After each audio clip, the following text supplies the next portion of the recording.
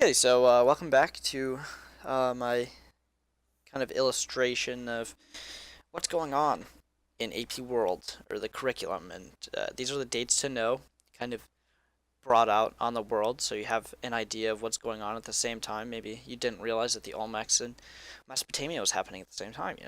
Maybe you didn't know, maybe you did, but here I'm just gonna break down everything on Miss Cross's must-know dates for AP World in order, and we're gonna get into period two now. So say, oh well, no, that's not it. What did I do? Say goodbye to period one, and we're making way for period two now. Okay, this is a new world practically. So period two, we're gonna start off pretty strong with this Achaemenid dynasty. Uh, I have a personal favorite. This is Cyrus the Great. I like this guy. He's pretty awesome. He takes over all this area in Mesopotamia. Um, it's pretty epic. Achaemenids kind of start. Oh, I'm gonna butcher the spelling of this. What was it? Achaemenids.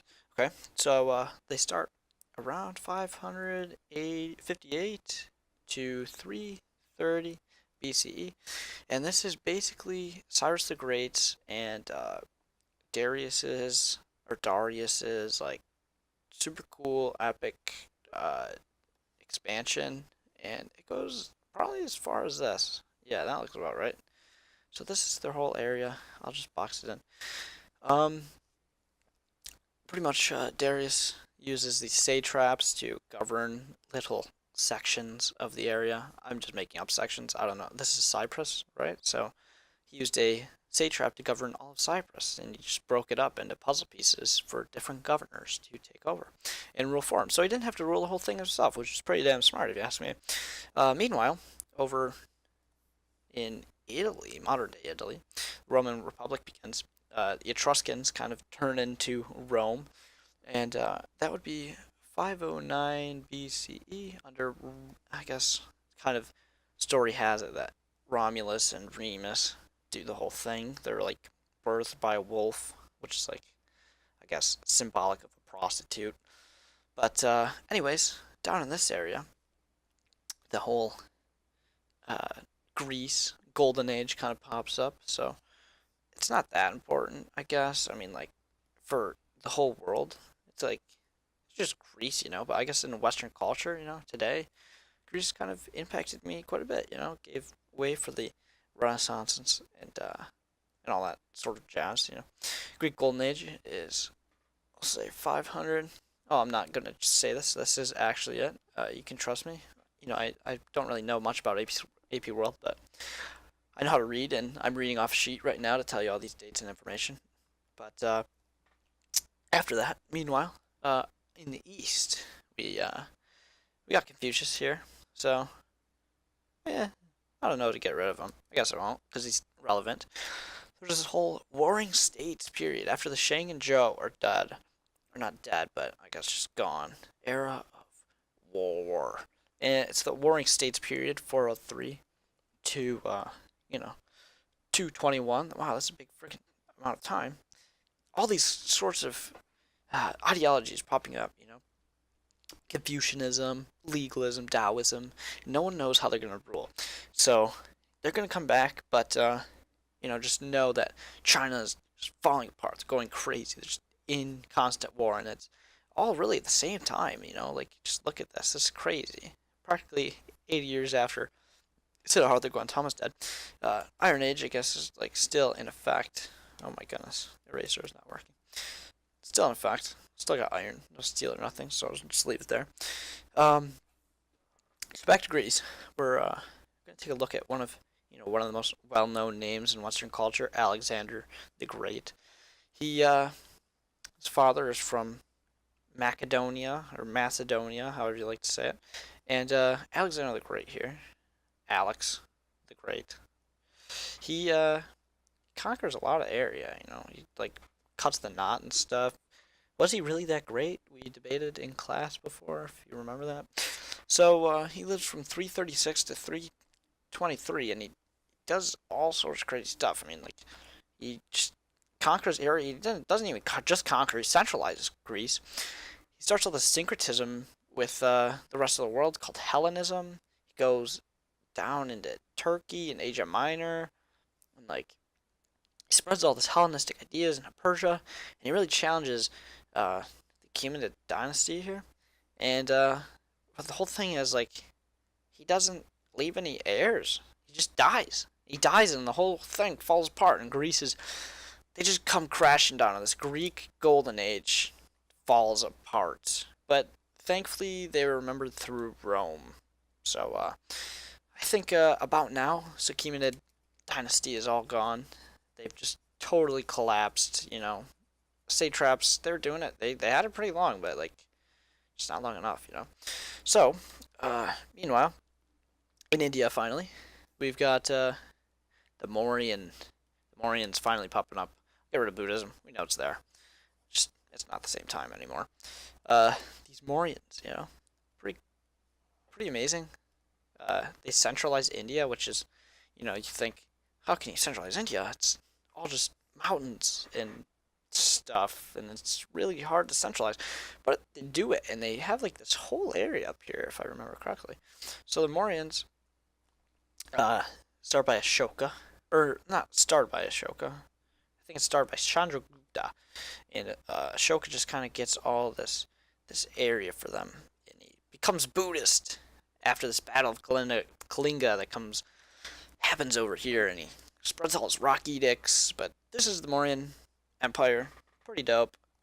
Finally, China is like, yo, we got it. We got it figured out. We got it figured out. We're gonna be. What the heck are you? Where did you come from? No, don't show my location. What is that? What? Okay, random. All right.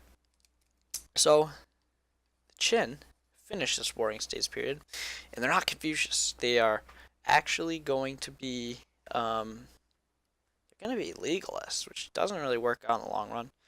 They're probably in this area, right? I missed that day, so apologize if this isn't that. I'm just showing you the dates. I'm not going to tell you everything about the Qin because I straight up don't know everything about them. So I do know, however, that they had iron and they were under. I'm not even going to say his name. I don't know him. So Qin used legalism until, oh no, Qin are destroyed after one ruler because surprisingly legalism does not work and it sucks. But that was 221 BC if you didn't catch it. So then the Han Dynasty comes in bigger and better than ever. They're way bigger than them.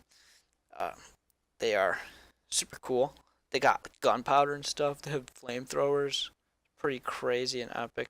They had junk ships, which were like practically caravels. Like, I mean, look at this. They're coming in for 400 years. They have caravels practically.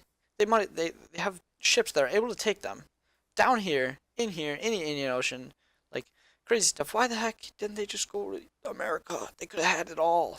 They could have had California. Imagine if China had California. That would be absolutely dope. So, Han Dynasty, turn of the century. Oh, what the heck? What happened here? What happened here? Well, let's go back over here. Gregorian calendar starts with the birth of Christianity in probably this area. So, Jesus Christ, he kind of gives way to this new religion that happens 32 CE, 32 years after this super special guy died. So special that we're gonna start a whole calendar after him, even though, the world's been going on for like way longer, almost like, 3.5 million years longer, but it doesn't matter. We're super egocentric about Jesus and everything. And we're gonna start a new calendar. Common Era starts here, but so does Christianity, so pretty important. Centralizes like a lot of this like new coming up stuff. Emperor Constantine converts to Christianity because, like, everyone's like, convert to Christianity. No, they're not like convert to Christianity. They're like, we need Christianity. It needs to be legalized. And he up here, well, let's get all this garbage out of the way. Up here in Turkey area, Byzantium, Constantinople. Constantine, he becomes Christian. Surprisingly, this pagan Roman dude becomes Christian in 312 CE. So finally, Christianity is legalized like 300 years later, and everyone would be Christian. So, meanwhile, in India, Mauryans absolutely fallen apart. I don't know what happened. They couldn't hold it up. It's not gonna happen here.